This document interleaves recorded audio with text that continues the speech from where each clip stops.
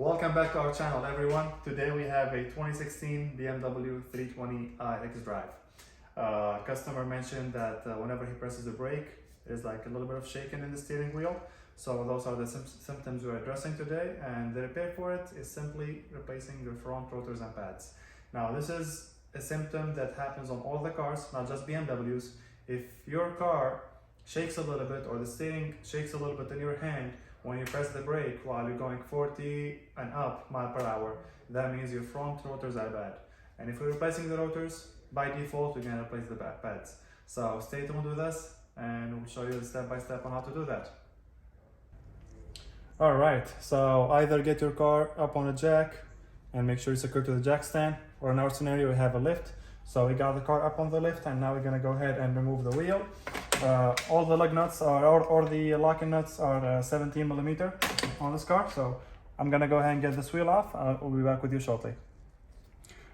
Alright, so if you didn't see what I was talking about in the previous part, these are the two caps that covers the guide pins on the back of the caliper. One of them basically goes over here, if you can see it in the camera, and the other one goes in the bottom over here. And like I said, I usually like use a flathead or any pry tool, and you can just like pull them off. And behind them, inside over here, you're gonna find the two T50 guide pins that holds the caliper to the caliper bracket. Now we're not taking them off again because we want to compress the piston on the caliper. So what we will be doing is I'm gonna go ahead and grab my pry bar, and we're gonna pry the caliper off the rotors and the pads. Before I do that, on the driver's side there is a brake pad wear sensor. Now on all BMWs there is one at the front driver and there is one at the rear passenger. This sensor basically reads the thickness of your pads, and if they are really bad or like really thin, it will throw you a code or throw you an error on the dashboard telling you check your brake pads, check your brakes. And it's a good feature to have, to be honest with you, but taking them off can be a little bit of a pain sometimes because they do break easily, and if they are completely worn out you'll have to replace them, and they can be a little bit costly. Now since there is no sensor over here, I will include a part at the end of this video that talks about the sensor and how you can take it off when I do the driver's side. So for now, stay tuned. I'm gonna go ahead and pry this caliper off and I'll be back with you. Alright, so this is the brake hardware kit, or the bracket that goes over here that presses the caliper to the caliper bracket, and we got that one off.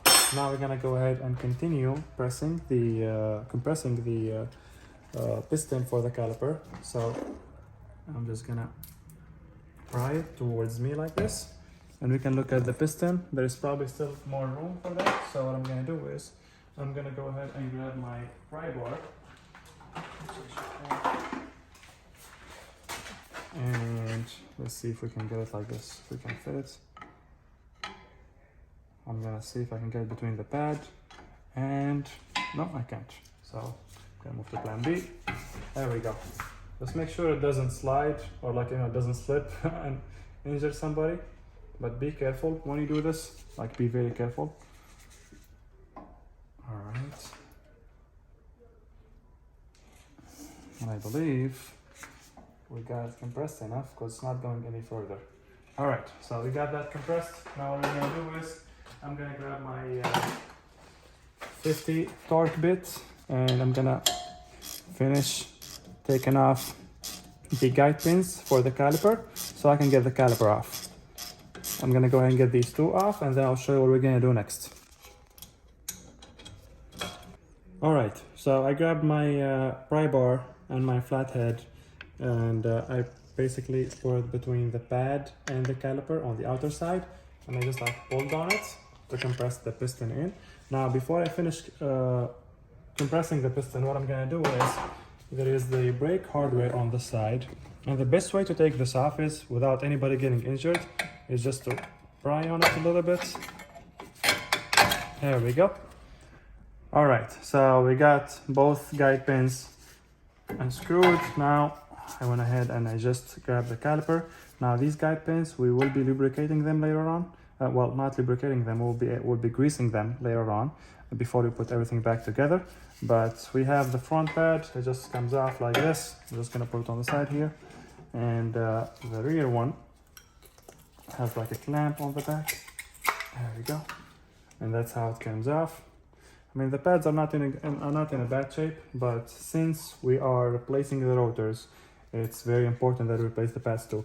I have my bungee rope on top over here, so we can hold the caliper without creating any pressure on it. Let me see if I can get this. There we go. I'm just gonna put it to the side so that we can continue working. Make sure it doesn't hit anything. And as you can see, the piston is like all the way compressed back in. Now what we're gonna do is, we should have two bolts that hold the caliper brackets, which is this one over here and that one over there. Let me see what size is that. It looks like a 16 or a 17. Let me see. Oh, it's not 17, it's probably 18 then. Yep, both 18mm bolts we have to take off so we can get the caliper bracket off and then we get the rotor off. So stay tuned. I'm gonna go ahead and take these two bolts out and I'll show you what we're gonna do next. Alright, so we got the caliper bracket off. These are the two 18mm bolts that were in the back, like I just showed you in the previous step. We got these off. We will be cleaning this later on, and all the rest and all that stuff, and we will be cleaning the rest on these bolts as well. You don't really have to do that. Personally, I do it so that whoever's gonna work on the car next, whether it's me or somebody else, the job will be easier for them without the bolts getting stuck or messed up or the thread getting, bad. But anyway, I'm gonna put these to the side. Now what we have to do is, we have our rotor. There is a 6mm socket, 6 points. These are like the Allen keys, hex bits, I believe they're called. And what we're gonna do is, usually these are rusted, so I put my socket on there and I'm gonna hammer it a little bit to break any rust or anything. That's it. You don't have to go bananas on this bolt. And then I'm just gonna spray a little bit of my BB blaster to break the rust. I'm gonna leave it sit for a little bit, and then I'm gonna go ahead and try to open this bolt so I can get the rotor off. So stay tuned. I'm just gonna leave this sit for a little bit. We'll be back with you shortly. Alright, so I left it to sit for like about 5 minutes. I started working on the other side, taking off the wood and everything, because we are gonna do obviously the other side as well. Now I have my ratchet, and you're just gonna try to go on it slowly. There we go. Alright, it's coming off easily. I'm gonna go ahead and take this bolt out, and then we'll see if the rotor is stuck to the hub, or if it's not, then we might have to, oh, that's the bolt. Let me show you what it looks like. That's the screw or the bolt that holds the rotor in place against the hub. So actually, since we are, let me see if I can just, alright, so I cannot. It's definitely stuck with the rest. So what I'm going to do is, to get this rotor off, I'm gonna tap it here, I'm gonna tap it here, tap it here, tap it there. Hard or like light, it doesn't matter, just like repeat the process a couple times until the rust breaks behind the rotor and you can get the rotors off. So stay tuned, I'll show you what we're gonna do. Alright, actually, to be honest with you, all it took is one tap. I just tapped it on the side here and the rotor came off. Now what we're gonna do is, we're gonna clean this a little bit. So let me grab my wire brush and I'll show you how I'm gonna clean it. Alright, basically what I'm doing is, and honestly, look, this is not something that you have to do. It's just a personal preference. If I would be working on my car and I see some rust, I would like to clean it. So in the future, if I have to replace the hub, replace the rotor or anything, I will not have a hard time getting some rotors off, or the pads off, or the caliper, or whatever part that you are replacing. And I do also add some grease around the edges over here. So I'm gonna go ahead and grab the new rotor, the new pads, and I'm gonna show you how we can install everything back. Alright, so like I said, I just grease it up a little bit. You don't have to go bananas on this, just a little bit around the edges. So that way, in the future, when you're trying to get the rotor off, it will not be stuck with the rust. Now, to be honest with you, taking this one off was not really bad. It was easy, all it took is one tap, but I've seen some scenarios, like I've had this car before that I probably spent like an hour and a half trying to get the rotor off. The car was sitting for about 2 years and the owner decided he wants to drive it again. The rotor basically snapped in half this way. Not like this, but this way. Anyway, I got that greased up. Now what I'm gonna do is, if you want to bring the camera over here, I'm gonna clean up the caliper, clean up the rust on it, and I will be greasing this up too, by the way, before we put the pads on. Not right now, but before we put the pads on. Make sure you don't inhale any of this stuff.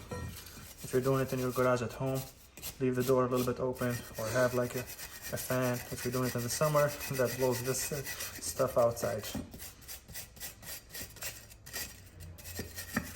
Also, like I said, I will be cleaning a little bit of the rust on these bolts that holds the caliper, and I will grease them up a little bit. You don't have to, again, you don't have to go crazy, just a little bit is fine.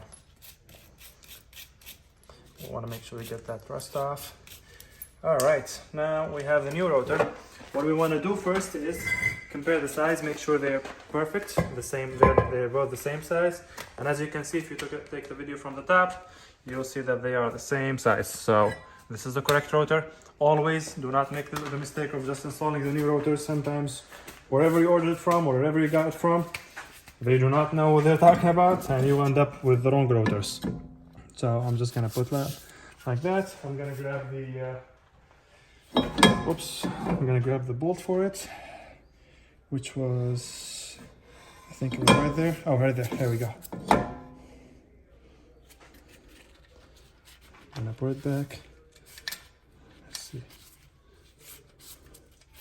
Let me grab my socket now. Alright. I'm just gonna screw it in with my hand first to make sure it's sitting properly in place. You do not want to use a power ratchet or any power tool when putting this back, because if it's not straight in, the thread will get messed up and you don't want that. There we go. Now it's almost sitting properly. Now I'm gonna grab my ratchet. I'm just gonna tie it a little bit more. There we go. You don't have to go crazy, just tie enough. Now we're gonna go ahead and grease these bolts for the caliper bracket. So like I said, just a little bit. You do not have to go crazy on this. I'm gonna put this to the side. I'm gonna grease up the second one. This is a grease that I use. I get it from AutoZone. Not sponsored, it's just personal preference. I've been using this for years. Never failed me. All right, just a little bit around. There we go. Now we're gonna grab our caliper bracket. We can come back here. We're gonna install the first bolt. Make sure it's aligned. Did I get it right? Nope. There we go. You can start obviously, you're gonna screw it in with your hand first. Make sure it goes easily. Like, you don't want to go with a power tool right away on these bolts. You definitely want to screw them in easily with your hands, with your fingers. We have the first bolt. Now the second one from the bottom. And once they're like halfway in, easily, that way you know, okay, it's not cross-threaded or anything like that. So you can grab your 18mm wrench or ratchet and screw it all the way in. Make sure it's tight. Let me grab this tool, 18mm. Alright, so what I'm gonna do is I'm gonna go ahead and tie these two bolts, and I'll be back with you shortly with the next step. Alright, so like I said earlier, I'm gonna grease these guide pins a little bit. You don't have to go crazy. Just to grease them around the edges over here. And we're gonna put this back over there. I'm gonna grab the second one. The second one seems to be stuck. Let me see if I can use both my hands. There we go. Just have to push it from the back. Let me grab some grease. And how do I have the grease? Right there. Alright. Again, you don't have to go crazy. Just a little bit. Get it from here.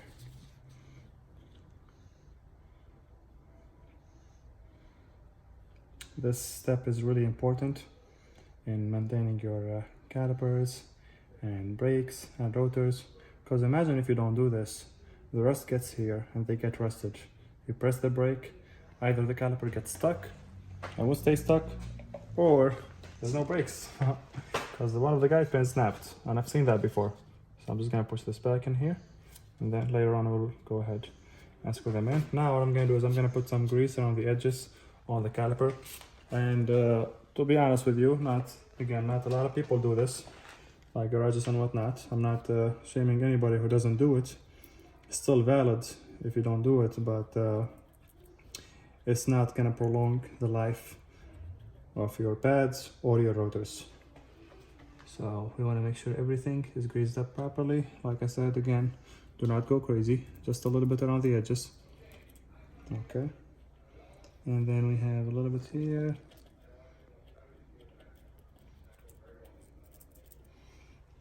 You can either do it here or you can just add them on the pads themselves. Now what we're gonna do is we're gonna go ahead and grab the pads.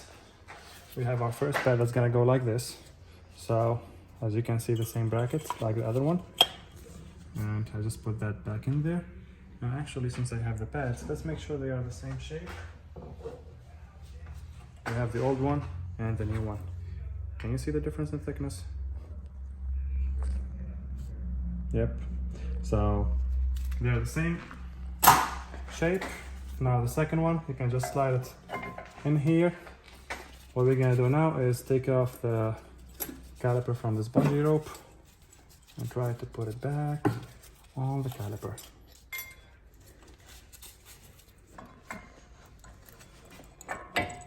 Just slides back in easily, and see where the caliper sat on the pad, the front one.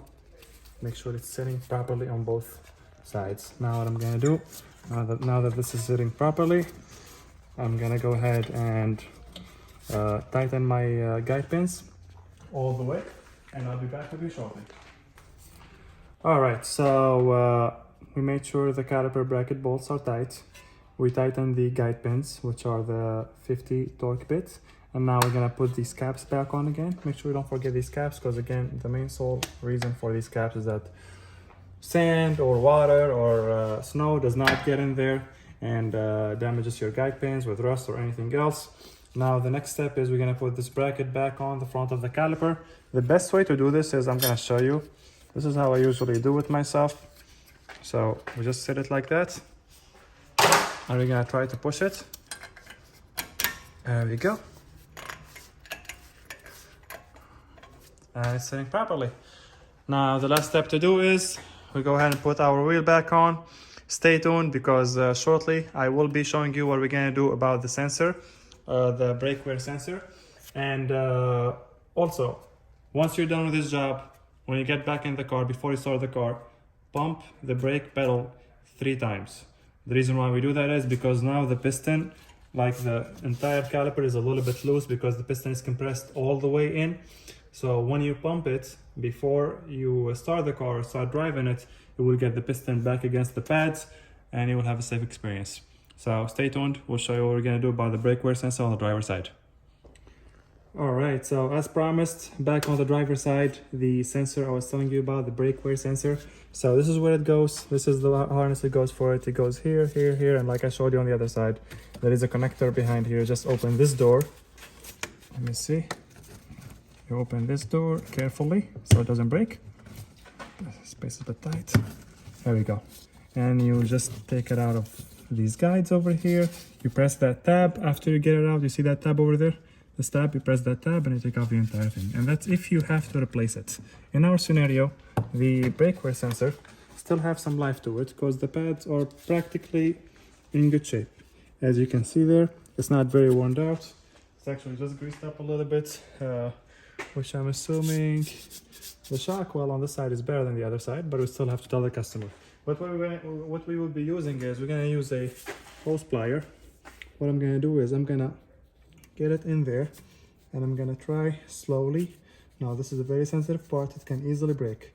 I'm gonna wobble it back and forth while pulling on it, and it's coming off very slowly, but it is coming off. So hold on, like I said, be very careful with this part here because it breaks very easily. See how with that I almost broke it. I think I got off enough to actually pull on it myself. Here we go. Still stuck in there. Let's see if we can clean it with some brake cleaner. There might be. There we go. There is a metallic bracket right there. I don't know if you can see it or not, but this is the bracket I was talking about. That's the bracket over there. Can you see it on the camera? There we go. I'm gonna pull on it a little bit slowly. And there we go.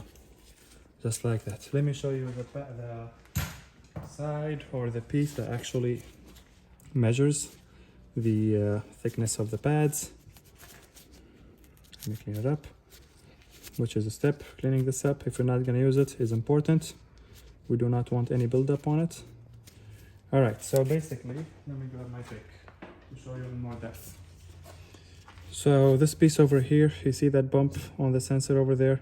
This is the piece that has the reading. Basically, that reads the thickness of the pads or whether the pads are in good shape or not. Once the pads starting to wear out, what's going to happen is, since this is sitting on the pad against the rotor, this will start wearing out over time as the pads go bad. And when this piece is completely gone, or this bump is completely wiped out or erased with the rotor, that's how the car knows, okay, front pads are bad on both sides because they were out at the same time. And that's when you know that you have to change your brake wear sensor, brakes, and everything. So I hope you enjoyed the video. Stay tuned. We will be dropping new videos as we get more cars in, especially imports and BMWs. But if you have any question, please leave it in the comment section below. If you have any recommendation or anything you want to do and you didn't find a video on YouTube that does it, let us know. I will do our best to get it delivered. All right, so hope everyone enjoyed the video. Like and share.